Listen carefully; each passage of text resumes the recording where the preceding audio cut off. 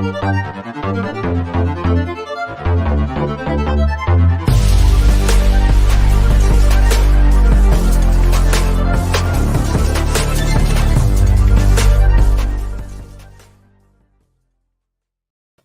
is up, everyone? Things are looking up in the Red Sea.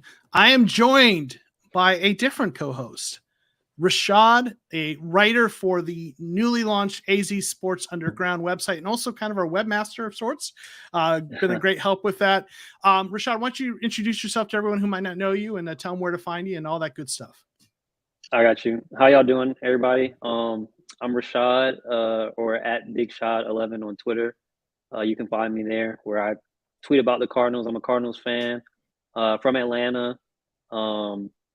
Grew up watching LSU, Patrick Peterson, and ended up following him to Arizona and been a Cardinals fan ever since. So you can follow me on Twitter, like I said, at BigShot or at Big_Shot11, where I'm breaking down Cardinals news and basically talking about the Cardinals 24/7. Awesome. Well, I appreciate you jumping on. Kyler Bird and Aaron Van Buren couldn't be here tonight. They'll be back with us hopefully next week. So Rashad was very kind to jump in with me tonight for the live stream. And there's a lot going on, right? K1 getting the bag, Hudson returning, and TCR equals the best week ever. We're so grateful for Joe and his wonderful crew. Let's go. Thank you, Elwan. I really appreciate that. So let me say hey to some of the folks that are here. We got Classy Nasty with the side eyes here. We got Nutsack, who is got one question. He's going at Aaron Van Buren for not doing an investigative report into the restructuring of the Hopkins restructure contract. I don't know. You take that up with Aaron. We got Paul, who's good to be here. Thank you for being here, Paul. Appreciate you. And I think those are the folks that we've got. Paul says hi, Rashad. So I think we probably got more Paul? Folks. We got more folks who are going to jump in. So this has been in an off season that has been concerning, has had some drama, that has, left Cardinals fans concerned about what's going on with Kyler and all of that. This week has, dare I say, been a good week. I mean, how do you feel? How do you feel about what's gone on this week between, the news with Hudson and Kyler? Do you feel like things are turning, or are you still kind of cautious and skeptical? Still kind of cautious and skeptical. Just because, we kind of expected Kyler to get paid before the season started, so that was just kind of a matter of if, or a matter of when. But the Rodney Hudson news was definitely good news because that was out of the blue. Nobody really knew that he was contemplating retirement going into the off season. So I'm glad that he's back. I'm really glad that he's back. Yeah, I'm with you. Yeah. Zach, thanks for being here. He's happy. Yeah. I'd kind of made my peace with the idea that Hudson was not going to be back. I didn't think he was. So I am really, really glad that he is. For me, that's just a bonus, right? I kind of had assumed we'd have to move on without him. And the fact that he's back, is great. Now, Paul's asking, is he mentally there? Physically, is he there too? I'm not going to speak to someone's mental state, but in terms of, I've wondered and worried, and you wrote about kind of Hudson, before he decided to return. I've always kind of worried if his heart wasn't in coming to Arizona. And I go back to, you think about before Hudson signed with the Raiders, going kind of way back to when he was a free agent with Kansas City, the Cardinals were, I believe, rumored to kind of be wanting to court him and bring him to Arizona, but he signed with the Raiders. So I don't know what all happened back then, but that stuck in my mind that and then we traded for him. I'm not sure how much he ever really wanted to be here. A lot of people think when the Raiders were talking about releasing him before the Cardinals traded for him, that he wanted to get released to go back to Kansas City. So, but he's back, right? Thank goodness. Yeah. And it bodes well for the O-line rookies for sure. Right. And thank Gary. You're right, Gary. Thank you. And thanks for being here. Rodney back is great news. happy news, for sure. Right. So, he's back. That's all I know. Maybe just 1 year. We'll see. But that matters a lot. So that was a good news. But then we got some more good news that we'd all been kind of waiting for. And it kind of, was presented it kind of came out in bits and pieces. Right. There was a tweet from Ian Rappaport just afternoon today, Eastern time, that the Cardinals and two-time Pro Bowl quarterback Kyler Murray are working to close a monster extension that would make Murray one of the NFL's highest paid players, sources tell me, and Tom Pelissero. Right. So we got this tweet that, okay, something's happening. It maybe is imminent. And then not too long later, we got a tweet following up that they have agreed to a contract. And then that was followed later with, not too far after that, with the details, right? 5-year extension, $230.5 million with $160 million guarantees, right? And then Tom Pelissero had a tweet that gave a little more detail, that it would pay him $30 million in the first year, $69 million over 2 years, and $106.15 million over 3 years. Per sources, strong cash flow on a deal negotiated by Eric Burkhart of Rock Nation Sports. A tweet sourced from the agents. Oh, I'm sorry. That's interesting. I just realized Rock Nation Sports. I didn't know he was part of that. That must have just happened. Yeah. Okay. I'm not familiar with Rock Nation Sports. What do you know about them? I just know that's like Jay-Z's like sports agency, or Rock Nation, like their sports agency. Yeah. Yeah. Okay.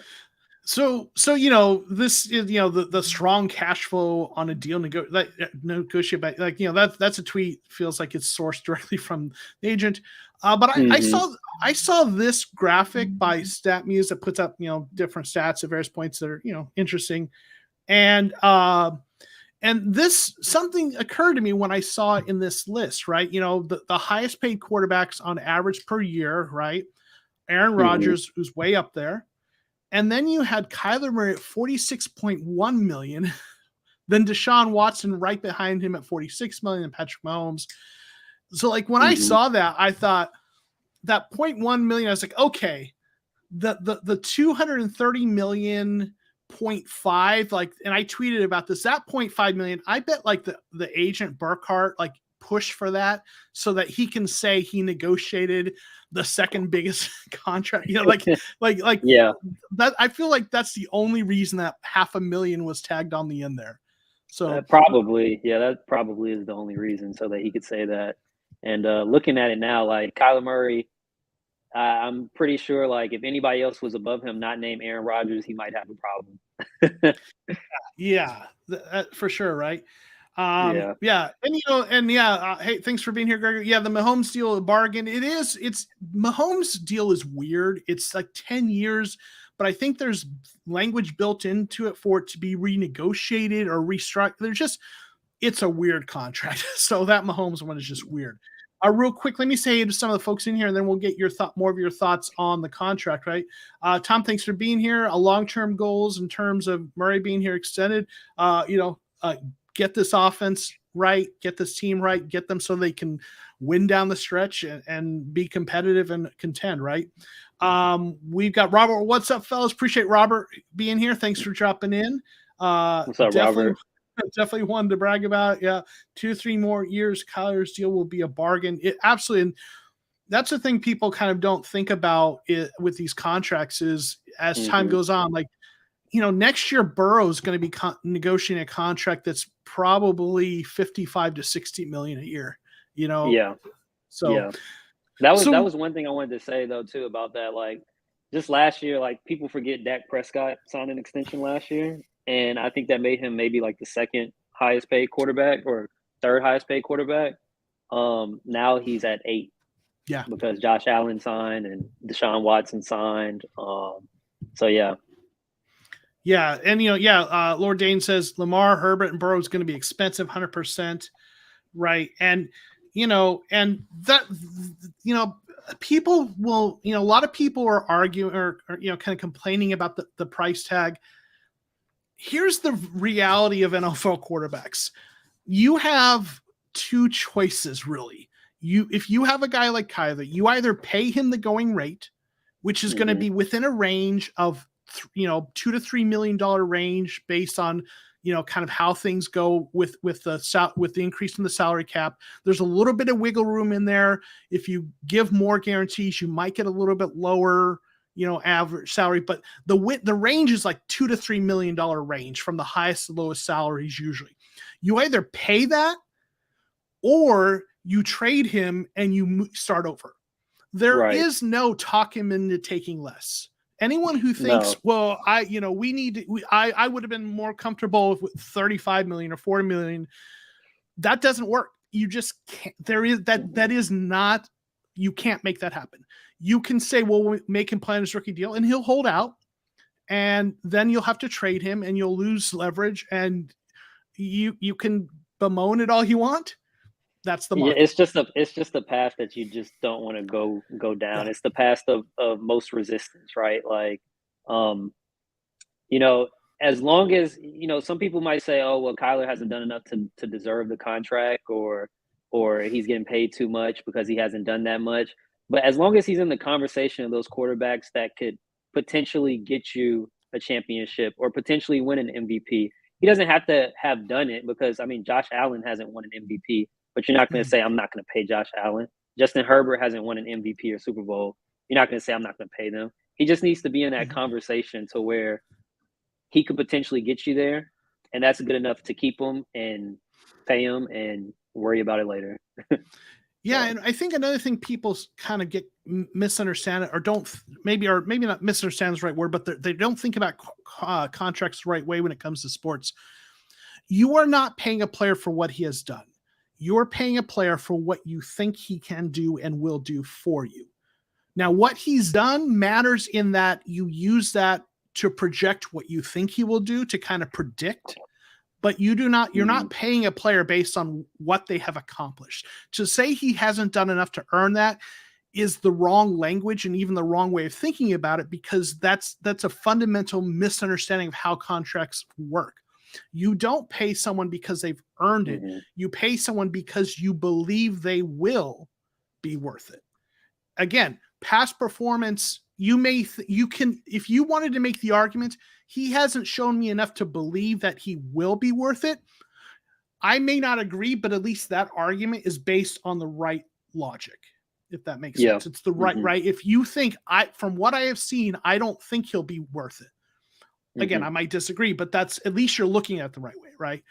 That's how it works, right? So now, do we think he will be worth it? I think he will. What do you think, Rashad?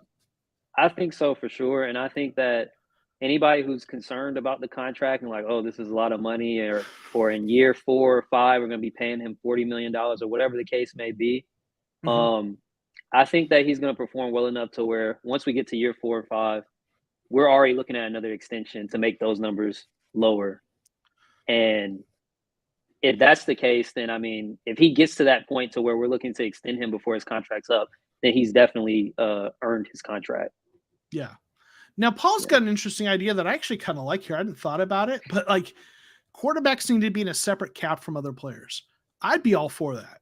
It's such where you are with your quarterback contract has such an outsized impact on your ability to be competitive, right? If you have a rookie deal with a good quarterback who's good early, huge advantage. Or if you're in the last couple years of a veteran deal, good advantage.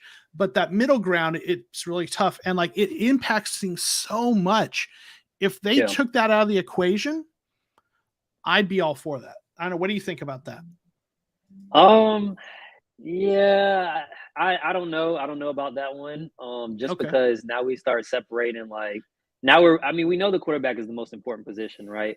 But like, now we're really just like separating them, and they're in their own category, right? It's quarterbacks and then there's football players. So I don't know about that one, but it would be interesting though. Yeah. It could solve some problems, but maybe it creates some new ones. I don't know. Let me say to a couple other folks that have jumped in here. We got Lord Dane. We need to draft or pay a lot of quality O linemen next year. Yeah, for sure. I think I looked at this earlier. we only have 2 offensive linemen. Before the draft, we only had 2 offensive linemen who were going to be under contract after this upcoming season. All the rest, their contracts expired. It was Rodney Hudson and Josh Jones. Now, we drafted the 2 guards that now will be under contract. But they need to either pay or draft. They need some time too. Those guards will need some time. But the thing about it is, I don't think Keim has drafted linemen within the first 2 rounds since Humphreys. So Jonathan Cooper was Cooper before or after Humphreys? Cooper was before Humphreys. Okay, I don't think he's drafted one within the first 2 rounds. So either they need to pay up for one. Mason Cole was second round. Mason Cole was okay. That's not helping the argument necessarily. Yeah. But they need to either pay up for one or use some real draft capital for one. Yeah, for sure. I am optimistic about those guards. We'll see what happens, right? But it'd be nice to see that. I don't know if Humphreys. I think they're going to extend him at some point. Not everyone loves that. I think they will. I think Josh. I like Josh Jones's chance to be a good starting tackle. Maybe he takes over at right tackle. We'll see what happens with guard and center in the future, though. But yeah. So let's see. Yeah, good. I was gonna say we're gonna have to get Fast Freddy up out the chat. Oh, we got something going on here. Yeah. Oh, we should have taken Josh Allen. I think he was gone before we picked that year anyway. So I don't think that was an option for us. I mean, the Cardinals actually really liked him though. So I mean that they wanted him, but he was gone before we got there. So that was the Rosen draft, right? Yeah. That was. Yeah. So Kyler's also extremely marketable. That's I mean, absolutely. And that matters to the front office or the ownership group, I think. So, absolutely. So let's see. Keim is handsome, but not wise when drafting. Okay, here you go. Let's see. Humphreys is good. COVID just really affected him past part of last season. He wasn't himself. Yeah, I hope that was just the case because the year before he was the 4th rated offensive really good tackle. Yeah, he was really good the year before. So and then he regressed. If he can get back to form, that could be a big plus, right? Yep. You're right. Allen was gone by our pick. So yeah, and I'll just to toot my own horn a little bit because it's my stream. Back in March, I made this prediction: 5 years, $235 million, average of 47. So I made this like 4 months ago, and pretty close, off by just under 5 million. And I have a whole video where you can see kind of how I did that. So that's really good because you're predicting some inflation in there. Right. From that long ago, yeah. I took like what I looked at. I did actual data crunching in Excel and looked at contracts and over the last however many years, all the existing contracts for franchise quarterbacks. Looked at how much they had the average had increased year over year, projected, and then the range and projected a range and where I thought he would be. So I didn't just pull that number out of nowhere. I mean, I did some number crunching to get there, and my numbers seem to be reasonably good, right? So yeah. So overall, I think we can put a lot of the drama to rest now, right? With the Kyler Murray kind of stuff, and it felt like the Cardinals were kind of in the news for all the wrong reasons, over the course of the offseason. Then you'd have the Instagram scrub, and then when that kind of faded away, Burkhardt put out that statement, and just stuff kept getting back into the news, and I posted an article today on azsportsunderground.com about that Kyler got paid, now we can move on, and so check that out if you haven't. Check out the website where again where Rashad and I and Kyler all write. But yeah, nothing puts that drama to rest like a new contract, right? No, So because I remember when the offseason first started, that was basically what everybody was talking about. It was so much to the point where people were saying trade Kyler, get what you can get for him. He's not going to resign here. Like it was a lot. It was a lot. So I'm glad that that's all put to bed. yeah, for sure. And I've been saying for a while that I thought that all that stuff was not really as big of a deal as people thought it was. I just thought it was Yeah, posturing for leverage. And that's just yeah, how business is done in the NFL these days, like it or not. And I didn't believe right. there were ever any real hard feelings, and they worked it out, right? Hmm. Robert and I saw a couple tweets about this, and this is a great point. Kyler's extension actually freed up $4.6 million in cap space. He thinks it should be used Hmm. for cornerback or backup center, and I agree. I think we need to bring in a quarterback. But these contract extensions actually often are favorable, at least in the first year for cap space. So we've got to think about Hmm. 14 million in cap space. So yeah, Yeah, Costa has to. Yeah, good. they should definitely bring in probably a backup center, like a legit backup center, and another veteran cornerback would be nice. It's unfortunate the situation that happened with Gladney over the Yeah. offseason. That was very sad. Um, but they still need to bring in another body. I think they signed Josh Jackson, but I Yes. don't know if he's gonna I don't know if he's gonna make the team. They need a legit veteran to come in, like Robert Alford to make the room a little bit better. Yeah, Joe Hayden, Xavier Yeah. Rose. Joe Hayden would be really good. Joe Hayden would be nice. For me, Alfred or Hayden would be the top two on my list. I'd love to bring either of those guys in here.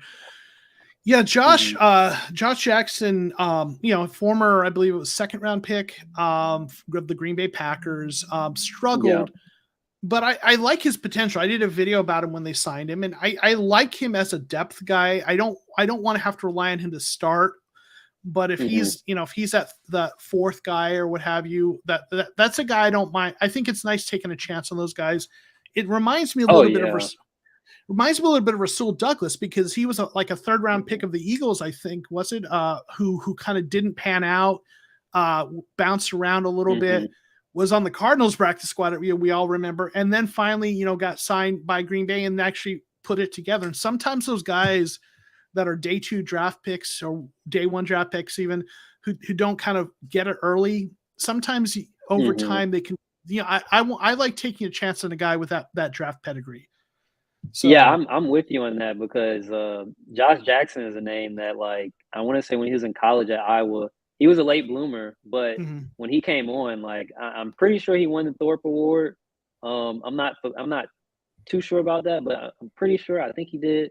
So he came on late in college. Maybe he could come on late in the NFL a little bit, Yeah. but I wouldn't mind that either. We just need help. We need more bodies there. Yeah, and I think the worst case scenario with him is like you look at last year when Alfred got injured and Marco Wilson got banged up. Hmm. We're starting guys we just signed off the street, guys like Brand Borders and Yeah, who's still with the Hamilton. team now. Yeah, Although Hamilton's played well for us actually as a slot yeah, he's corner. played pretty good. Yeah, he played pretty good. But like Hmm. what this means is instead of signing some dude off a practice squad somewhere else, hopefully we got Josh Jones who could step in if someone gets injured, right? But Hmm. we definitely need to bring someone in, and and Ella saying Joe Hayden, Jason Pierre-Paul and Billy Price. So we got an edge rusher and a backup center. I don't think they're going to bring in a veteran edge rusher. I don't know. What do you think about that? Um, I think they need somebody else. That's just my personal opinion. I don't really like the edge room right now. I know we have the two rookies, and then we have Kennard and Golden, but I Mhm. just feel like we probably need to get somebody else in there just because I don't know. I don't really trust Gardeck, or I was about to say Gardecki. I don't trust Gardecki as much as a lot of people do. So yeah. I'm mixed on Gardeck because like I did a video last year where I looked at his was it 7.5 sacks, and I did Hmm. looked at each one of them, and some of like they were legit sacks. They weren't like it Hmm. wasn't just like he had free run at the quarterback. He made some nice moves, so there's something there. Hmm. But I don't want to rely on him as a starting edge rusher. I think you need him Yeah. as a special teams guy who gives you, maybe rotates in. I do like the edge room, believe it or not. I know not every, I'm probably in the minority with that. But the way I look at it is I like Golden on one side starting. I think he's a lock for you. He's a guy who's had 3 career seasons with double-digit sacks. One of my favorite Cardinals, underrated player. And then on the other side, what I've been saying is I think on running downs, you're going to have Devin Kennard in there who sets a good edge against the run. And then on passing downs, I think like one of the, I feel like between Gardeck and the 2 rookies, one of those guys is going to step up. Somebody has to, somebody yeah. or a rotation of them will get pressure. And so like for me, it's like Victor Dimukeje is even a guy we aren't even talking about who might be on the practice squad. Didn't show a lot, but like if you bring in a veteran, like in just from a numbers game, Dimukeje is definitely out, and it makes it hard to keep Kennard and both the rookies and Gardeck and make room for them. And then, what do they do with the other guy? Oh, the guy they drafted out of this Lucetta, right? Who's also Jesse Lucetta. Yeah. So I don't know. It's tough. I'd rather go interior offense or interior defensive line and go help there. But let me just say to a couple of folks and get some of the comments in here. JP, we have so many bodies at the edge, it would be a mistake to bring another guy. And that, so Jordan P is kind of saying something similar to what I'm saying, and Myjai Sanders, Cameron Thomas, give them a chance to do well. I'm gonna say, don't get me wrong. I feel like that's it's less of a need than per se like a backup center or another cornerback. Yeah. I just think it would be nice to add, but it's less of a need for sure. Yeah. So, is Gardeck back from his injury though? I mean, he's back, but he didn't, I don't know. I have a feeling, I don't think we're going to see another 7-sack season out of Gardeck, and I like Gardeck, but I don't know. Yeah. Cody's saying defensive tackle is big as need, in my opinion. I mean, I think they need one veteran there. They signed Kingsley Kiki. Yeah. Out of, I think he was from the Packers out of Texas Tech. So I don't know if they're going to bring in anybody else. But they did make that signing. I guess that might have been like their veteran defensive tackle signing. Yeah, I think he was kind of like a replacement for Jordan Phillips, right? Jordan Phillips, yeah. But I will say though, like when I look at Kingsley Kiki, they run like a 3-4 right base, right? But then they switch to kind of a 4, whatever, like a 4-2-6 or whatever, a 4-2-5, 4-2-5, right? Yeah, in the nickel. And so on those running downs, you got the nose tackle and those 3-4 defensive ends, so those bigger ends, right? And then the outside linebacker edge rusher. So Jordan Phillips, as big as he was actually played more like one of those ends, right? Because he was more of a pass rusher. Yeah. And that's where Zach Allen and JJ Watt tend to play. And then when they play that 4-2-5, then those guys go into the interior, right? So when I look at Kingsley Kiki, based on his build, he's kind of like Zach Allen. He's one of those ends who moves in the tackle. What I feel like they need that they don't have is a second guy to be that nose tackle. Rashard Lawrence is built like that. And, Lecky Fotu, they want to be like that, but he hasn't panned out. Yeah.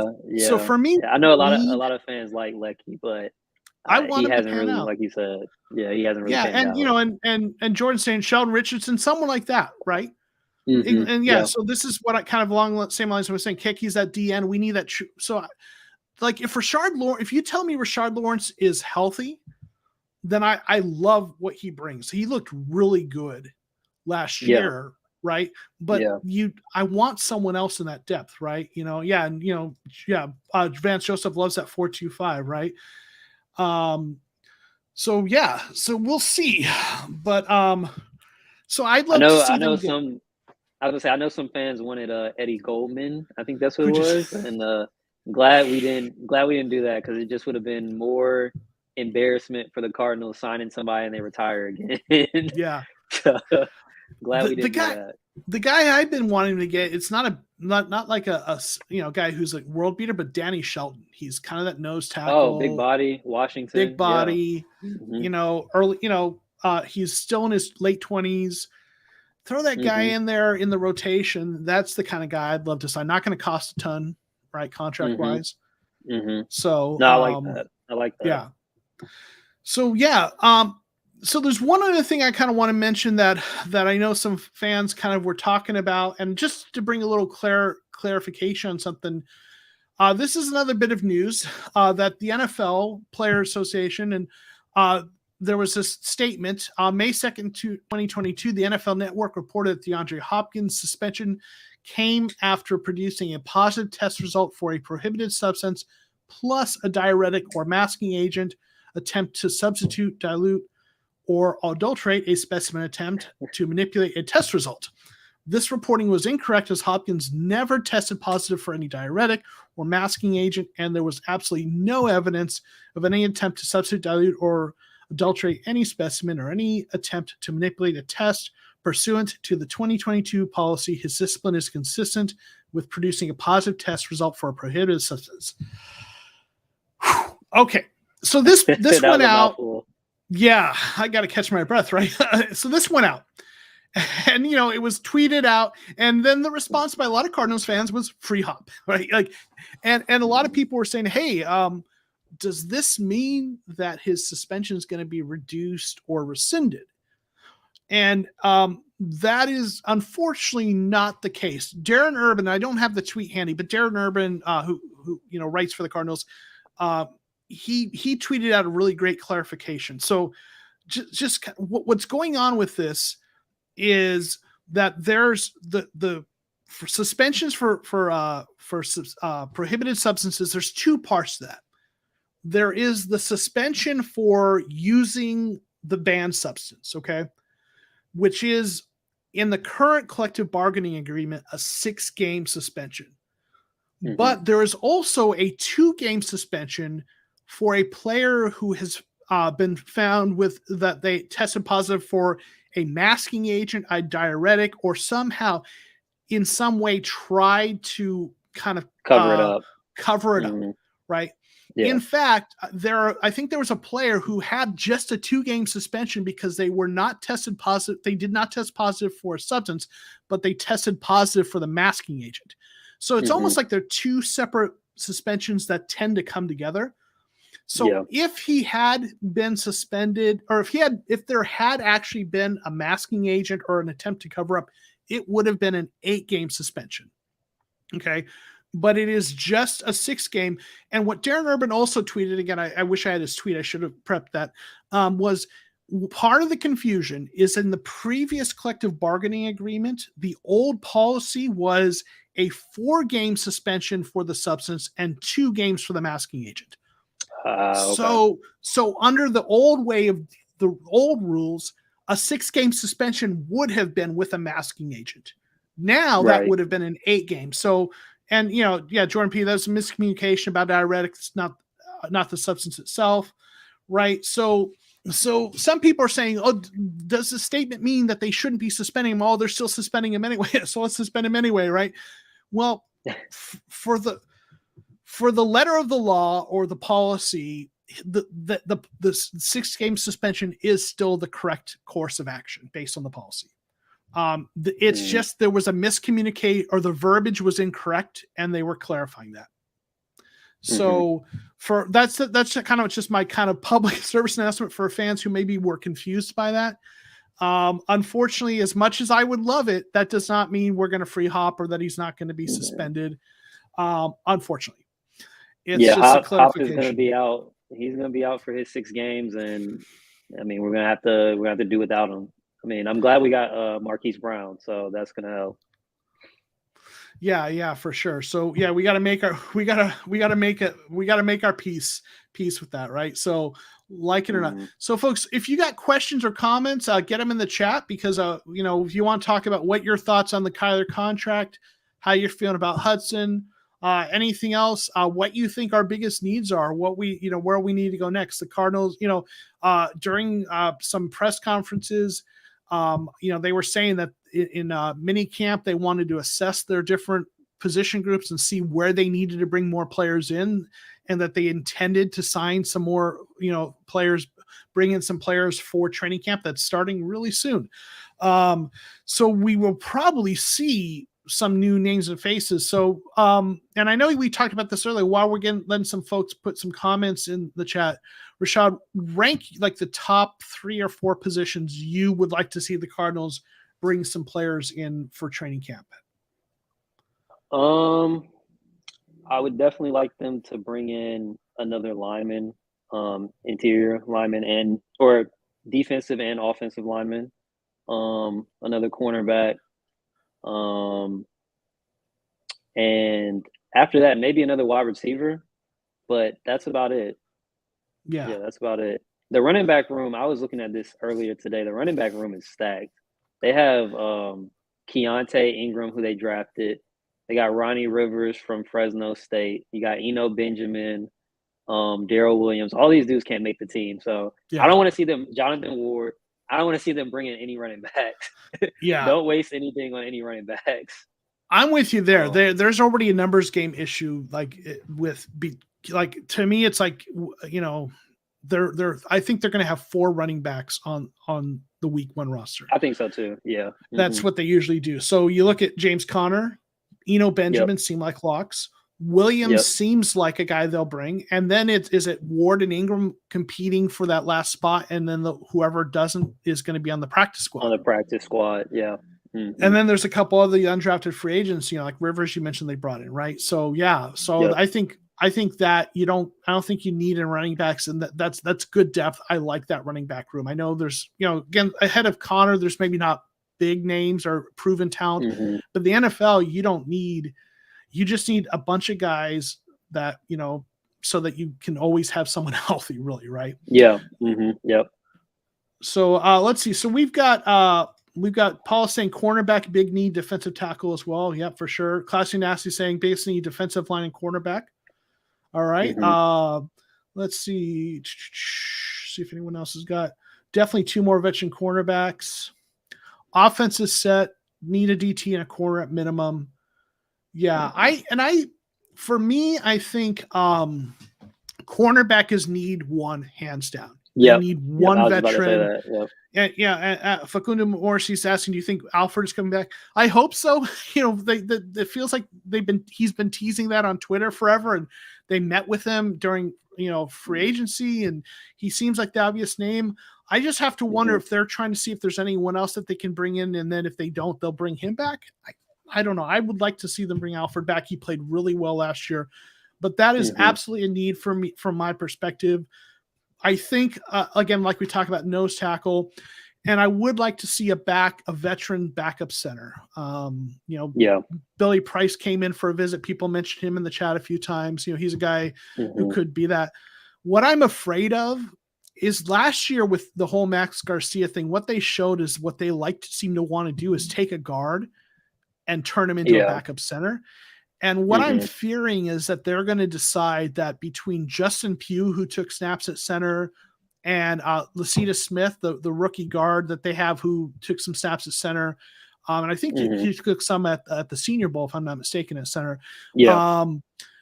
My fear is that they're just going to decide between those 2 guys, they've got backup centers. If Hudson gets injured, they'll slide. Slide somebody over. Yeah. Yes. Slide him over and then bring in, someone, right? Slide Pugh over and then throw in Justin Murray, right? Or someone at guard. Yeah. So I wouldn't like that at all, just because, last year we saw that wasn't a recipe for success. And Max Garcia he's an average guard, but when you move him at center, or when you move a player who hasn't played the center position to play center, it's just not. It's going to take some time, right? And that's just not something that you would probably want to do in a pinch, like if Rodney Hudson goes down.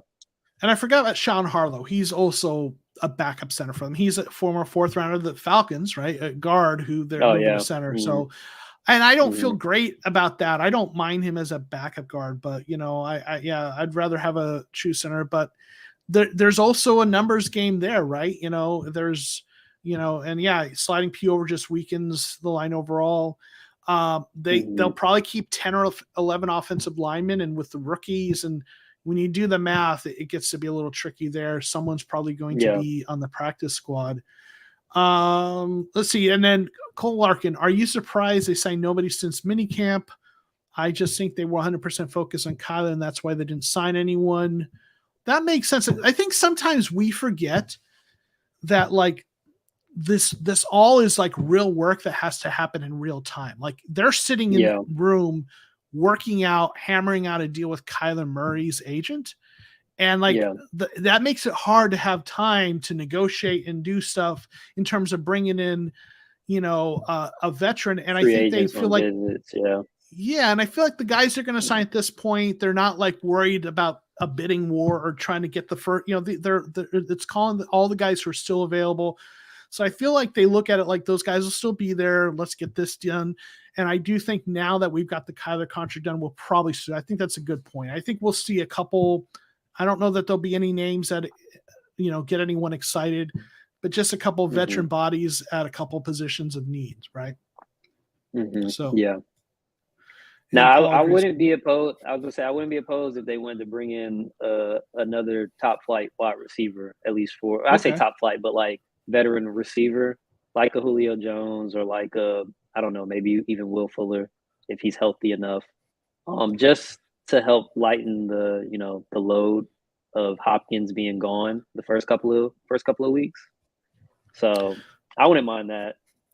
Yeah, I mean, when you look at slot receiver right now, what you've got is obviously Rondale Moore, Hollywood Brown can play slot and outside, and then you've got Greg Dortch, who I like. He looked good in limited touches, but he's not a proven guy. He's more of a depth guy. And then, Andy Isabella, I guess he's more of an outside receiver, but do they bring in a guy who's more of a true slot? Maybe, right? It's a good point. Real quick, say hey to Diego Perez. Thanks for being here, dropping in, right? They have 20 days into preseason to sign more players. Yeah. So, we tried out a couple USFL guys. Okay. Okay. Let's see. I'd like to be a fly on the wall just to hear what goes on during the contract negotiations. That Oh would be yeah, me something, too. right? Yeah, for sure. Yeah. And he's saying, Jordan P, they said the deal was confirmed at 1:30 a.m., so that's interesting. They're making deals at that time. Well, I maybe they're on the other side of the globe of vacationing or something. I don't know, and remoting in. I don't know.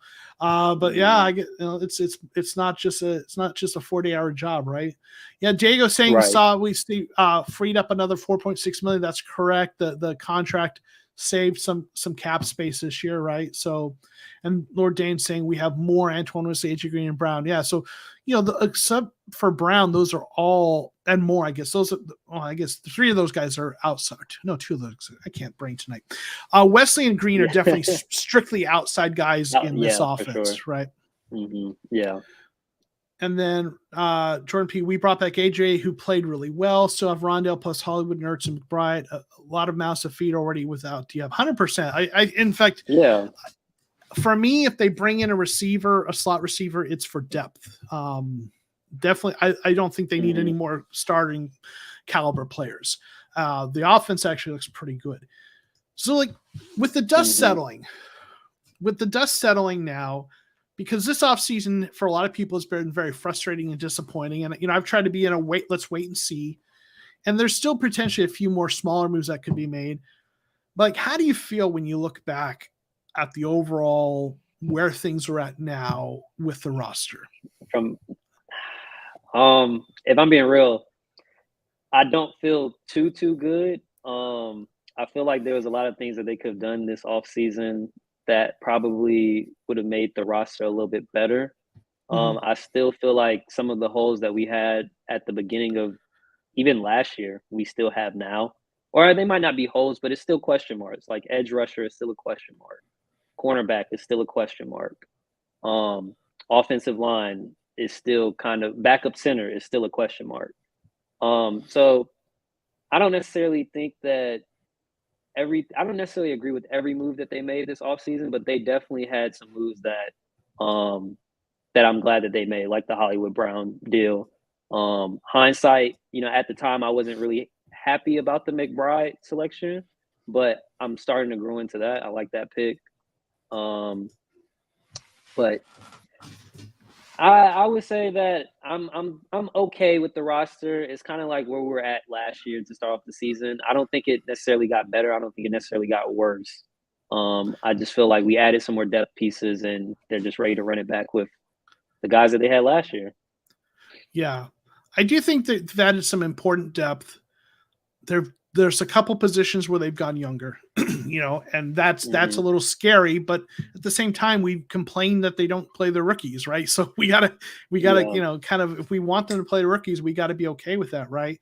And when I look at their offensive line, I actually look at their offensive line I think it's better than it was last year. If you look at look at who they had last year, right? It's really right now like the same starting offensive line, except instead of Josh Jones playing right guard, you have Hernandez, who's a true right guard, right? And Jordan P. watching Giants games last night, Hernandez was really damn good, just struggled a bit with stunts, but his massive upgrade from Garcia, Harlow, and Jones, right? So, his rookie year, he was really good. He struggled last couple of years. He's got his limitations, but he's a legit power right guard, right? And you're not gonna beat him on power rushes, right? So like, and I'm actually still not sold on Hernandez. I don't know if he's gonna win the starting job outright like that. I still think it's probably gonna be some competition for him with Murray and Jones. I think in the end he'll win the job, but it's not a given.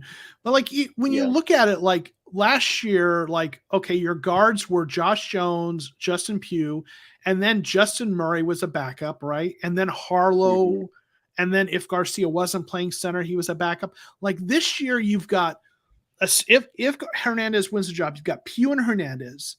Then you've got backups of Justin Murray and Josh Jones. Those guys are backup potentials, right? Plus the two rookies who are actual true guards, right? So I just feel like the guard depth is already a lot better.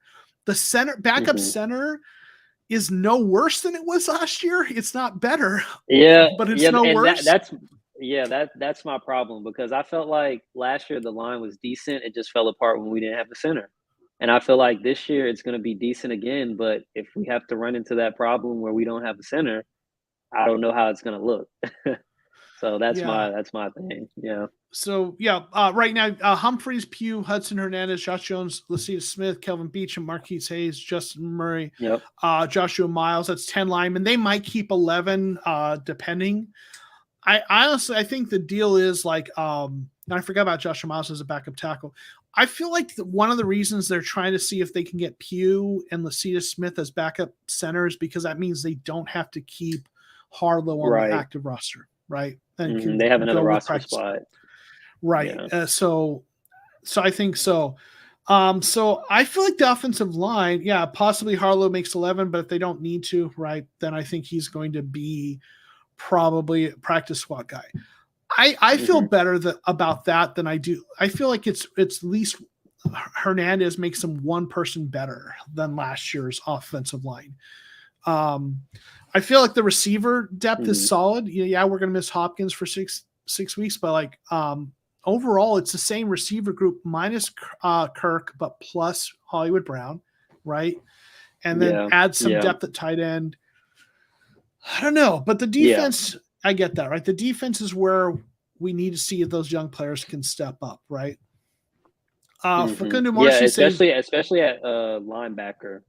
Isaiah and Zaven, those two, honestly, on the defense, those two, I mean, I guess we signed Nick Vigil. I don't know if he's going to play.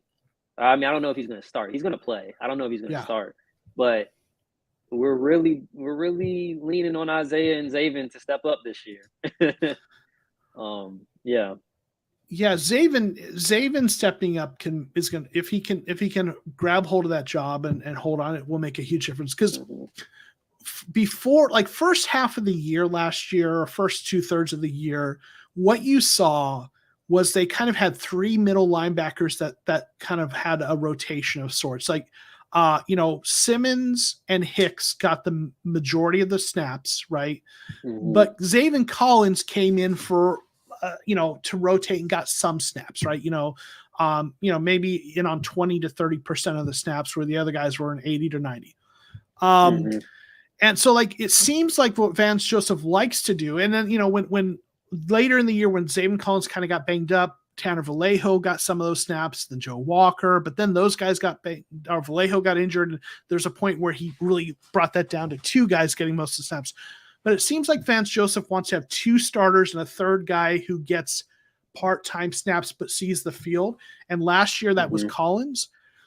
So the question for me is, which role does Vigil and Collins have? Like, is Vigil playing the Hicks role where he's the starter and Collins is that rotation guy? Or is it the other way where Collins gets the starting mic role and Vigil's the guy they rotate in? And that's what I hope it works out being. But what I fear is that Vigil just steps in and becomes, Jordan Hicks. What do you think about that? I think that I don't know if I guess if you paid attention to like any of like the workout videos and stuff that came out. I've seen Simmons has been working at I guess he's been working with safeties and stuff like that and cornerbacks, and my hope is that they finally find some type of way to leave him on the field, whether it's in a nickel safety role, a linebacker role, and that way we can have Zaven and Nick on the field more together, and Isaiah also, that's my hope.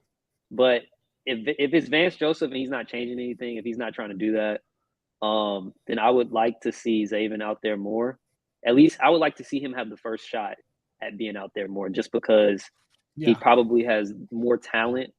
But if he can't put it together, then I know at least we have Nick, who's kind of a veteran. A little bit. I think he's been in the league for probably about 3-4 years. So yeah, that's how I would like to see that working out. Well, we have a super chat that is chiming in on this. Matthew Rennion, thank you for the super chat. Appreciate your support. Matthew's been a longtime supporter of the channel, always been a great encourager. Congrats, Joe, Rashad, and Kyler on the new website. Looking forward to your articles. Speaking of linebackers, I hope Nick Vigil isn't a starter come the second quarter of the first game. Yeah, like that's what we don't want to see, right? And no shade against Vigil, but we want to see Collins seize that role, and then that Vigil be that third guy. But I think you bring up a good point, though. Drafting Simmons, there were these visions of him being this chess piece that you could move around the board, kind of like what people kind of see Derwin James as, and that it's been tough. He struggled to kind of do that. And I do think maybe him working out with the safeties during mini camp, remember this is mini camp, so it's not training camp. So that's a time where you can try stuff like that. You got a few extra reps there. So I'll be interested to see if he's actually doing that during training camp. But maybe they'll move him around a little bit more. We'll see. Right. But as always, real quick, when I get super chat, I want to say a shout. Thank you, Matthew, for your support. Appreciate that very much. I don't know. I mean, how do you have a gut feeling about the way the linebackers are going to work out? I think that Simmons is going to have a really good year. I think that if he can not make mistakes, he's going to make a ton of plays, because that's all he does is make plays. He creates turnovers, interceptions, forced fumbles. He just has to, make sure he has the simple stuff down, right? Like filling in gaps and stuff like that. But he's going to be able to make plays. So I think he's going to have a pretty good year if he can pull all that stuff together. I just hope Zaven actually, like you said, seizes the job. Yeah. I'll tell you, and I really want to see Simmons work out. And like, I watched his press conference earlier in like this offseason, like during mini camp. Yeah. Did you see that? Yeah, I did. Yeah. Impressive human being. Like dude is smart. He's thoughtful. He's mature.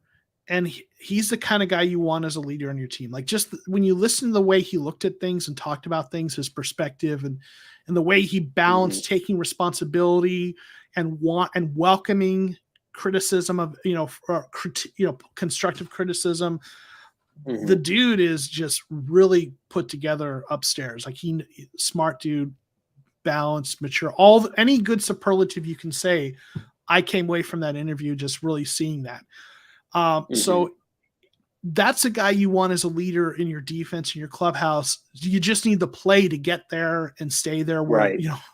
and he's got the talent, right? So I'm Yeah. pulling for that to happen for multiple reasons, right? Mm-hmm. And yeah, and he's got he's kind of got that unicorn physical skill set, and he likes covering. I don't think there are many linebackers in the league, if you want to call him that. He's a little bit of a hybrid. Who I don't know if there's any other linebackers who have the tools to potentially cover tight end like he does. Speed, length. Yeah, and I mean, you need that. You need that in today's NFL. I mean, the best teams have the best tight ends. So best offenses have the best tight ends. I mean, and you need a guy like Isaiah Simmons to help you out with that for sure. Yeah, for sure. And then watch goal line tackles. I saw the one against Trey Lance. Oh So yeah. uh Yep. so here, we'll see. So we're getting close to that hour mark, so we're going to start wrapping up soon. But man, this is an exciting week. The Kyler contract is signed. We can move on to figuring out other needs. I think there's going to be, if nothing else, a sigh of relief, and hopefully maybe some fans will allow a little optimism in their heart after an offseason that's been kind of really frustrating for a lot of Cardinals fans. Yeah. We'll see. So any last thoughts you want to share before we kind of wrap this up? Yeah, I see Jordan P in the chat. I guess he mentioned something about he said the two X factors in his opinion was Marco and Zaven. I'm pretty sure everybody's familiar with Alex Clancy. I saw he tweeted something the other day, and he said the most important player he felt like on the defense was going to be Isaiah Simmons this year. And my answer to that would have been Marco Wilson. I feel like if Marco has a very good year, obviously, cornerbacks grow, their importance in the NFL grows each year, with the offenses and the wide receivers and everything. And if Marco could step up and be that lockdown corner, that would take this defense to a whole nother level. Even with the defensive tackle needs, edge rushing needs, if we could have one side of the field like locked up, like we know Marco's going to go out there and ball out, then the defense it'd be really good. Really good. No, that makes a lot of sense. And what you're praying for is what the Falcons, a team that you and I both live kind of in proximity to their fan bases, what they had with AJ Terrell, right? He was a first round pick. His rookie year, he struggled. He didn't struggle as bad as Wilson did, but he struggled. And then in his second year, he was like a top 5 cornerback. In the NFL. And not saying Mark Wilson is going to take that kind of leap necessarily, but he's got the physical tools. If he can take a leap and become a top 15 cornerback, top 20 cornerback, that alone would go a long way for this team. So and absolutely, I think Byron Murphy Jr. is miscast as a number 1 cornerback. I think he is great as a slot cornerback and would be a really good number 2 cornerback. If they've got someone who can, like you say, locked in the other side of the field across from him, that would allow him, when he has struggled, it's right. Yeah. When he struggled, it's when he's been asked to be that number 1 guy. So if Wilson could do that, there's a cascading effect, right? It not only do we have Wilson being who he could become, we also then have Byron Murphy Jr. in a more appropriate role where he can be really good, right? So I think that's a great point. So were you going to add to that? Or? No, I was just going to say, I agree with you with like Byron Murphy, and that he's like a very good slot corner, but definitely, number 2 guy. And I feel like the team looks at him, or I feel like the team looks at Marco like he could be that number 1 guy, just because, I mean, you don't see him moving inside at all, right? No. Like you see Byron's shifting inside. Sometimes you see Hamilton shifting inside, outside, but like Marco is staying outside like that they're trying to make him that, that number 1 corner on the team. And hopefully he steps up this year. I mean, he should. It's his second year, so he should be better. But yeah, hopefully he steps up. Wilson has all the physical tools. He's fast enough. He's not as fast as some of the fastest, but he's pretty fast. His combine number or his pre-draft measurables in terms of his vertical and all those things were like freakishly good. He's athletically at a whole other tier. The issues with him have always been processing and decision making, and that's that goes back to college. And so hopefully he can develop there in that area, right? But if he does, Marco has freakish athleticism is all about the mental part of the game for him. Yep. So real quick, want to throw a shout out to Grandizer. Thanks for dropping in here. Hey, Joe, I just finished moderating Peyo's Move, most overly optimistic fan series. Hit the like button, show support. Appreciate you being here. And everyone hit like and subscribe. Thanks for that. So I think that's a good point you make about the importance of Marco Wilson. So for sure. Yeah. Well, we've hit that hour. Real quick though, shout out to the GOAT, World Peace. Let's go Birds MVP incoming. Appreciate you. Thank you all for jumping in here, everybody. And Rashad, thanks for jumping in and filling in for Kyler and Aaron. Appreciate you. I'm sure we'll have you on here again. Definitely check out, appreciate that. And definitely check out Rashad. He's going to be writing for azsportsunderground.com. And if you haven't checked it out, I'm going to put the azsportsunderground.com. Check out our website where we're going to cover all Arizona sports. We're still kind of getting it going, but it's up and running. It's live. Rashad's got an article on there. I've got an article on there. Follow us on Twitter. Appreciate that, Grandizer. Thank you all for being here. Definitely follow Rashad on Twitter at big_shot11. Yeah. Y'all follow me on Twitter. I want to start doing, like I mentioned to you, I want to start with Twitter Spaces. Today would have been a good day to hop in there and talk about the contract news. So y'all be sure to follow me on Twitter and, don't be afraid to mention me or reach out or comment or whatever.